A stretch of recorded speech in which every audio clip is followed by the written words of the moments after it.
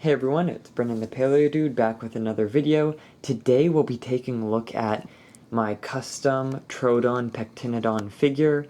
I have done a kind of remodeling of the head and a little repaint of the body to make it look more accurate to its appearance in the Jurassic Park TellTale game. Now, the head was the most major part that I remodeled. As you can see, the teeth, I had to kind of carve out of the mouth and then replace with exterior teeth, as well as the eyes too. I used a Dremel, a drill bit, to cut a little hole in the head, and I placed a glow-in-the-dark bead in there for the eye, as well as the teeth. I just cut toothpicks. Whoops. I just cut the ends of toothpicks and glued them along the ridge. It was very hard to do to get them that small, so that's why the face looks a little bit chunky in this region. I would have liked it to be more narrow, but maybe in a future custom. I did end up painting the toenails and the fingernails, as well as the rest of the body with those little black dots, and even repainted the tip of the tail black. Be careful when drilling into the eye sockets, because you'll get into this little cavity inside the mouth where that kind of back flap at the end of the jaw goes up. But other than that, I was lucky enough to have the jaws closed together, have the teeth interlock. I also gave it a little touch-up of red on the neck and bottom jaw. I also painted the tongue purple like in the game. But the rest of it I left, like the quills and whatnot.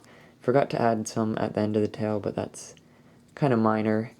Anyways, the best aspect is the glow-in-the-dark eyes, so let's take a look at those. This is a fluorescent light from Hot Wheels. I think it's from some sort of color changers set. So I'm just gonna beam it on the eye, and then you'll see for a quick second the eye does that. I'll move this to a darker place so you guys can see the lasting effect. But it's pretty cool regardless with the kind of black light on it.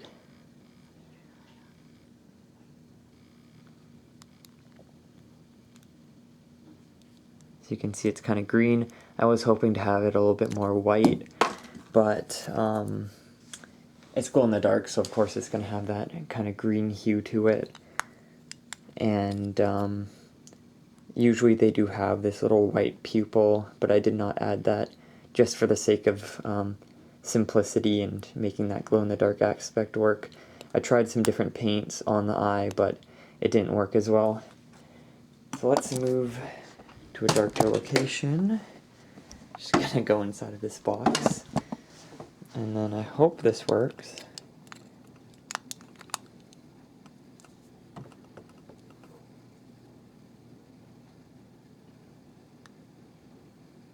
So we're just gonna hit the eyes with that. Can't really see it that well. Shoot, how am I gonna do this? I'll just bring the camera in here. Excuse the crudeness of this setup. A little awkward. Oh goodness. Yeah, that's not gonna work. What else could we do for dark location? I'm kind of stuck on the tripod right now. Let's try just setting this box up like this. And you guys are gonna go sideways for a second.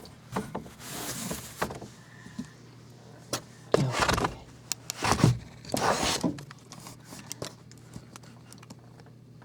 There we go.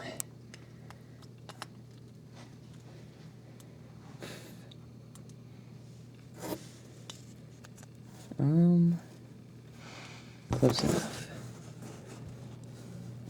Let's see if I can hit that.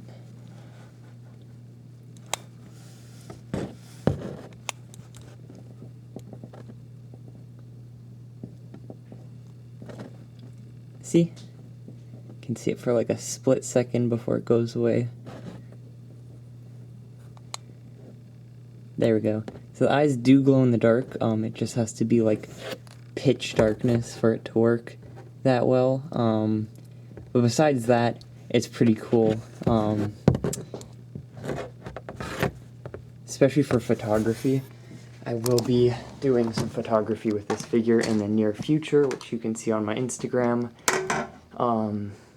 Besides that, this was a really fun custom to do. I think it's one of my first Jurassic World customs.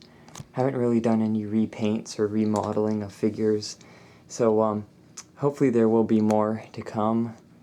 And I had a lot of fun, as this is one of my favorite Jurassic Park Mattel dinosaurs, as well as one of my favorite from the franchise. So of course I had to do this, and seeing as it's a Canadian exclusive at the moment, couldn't help but take advantage of doing the first ever custom of this figure. So anyways, hope you guys enjoyed the video, and I'll see y'all in the next one. Bye-bye.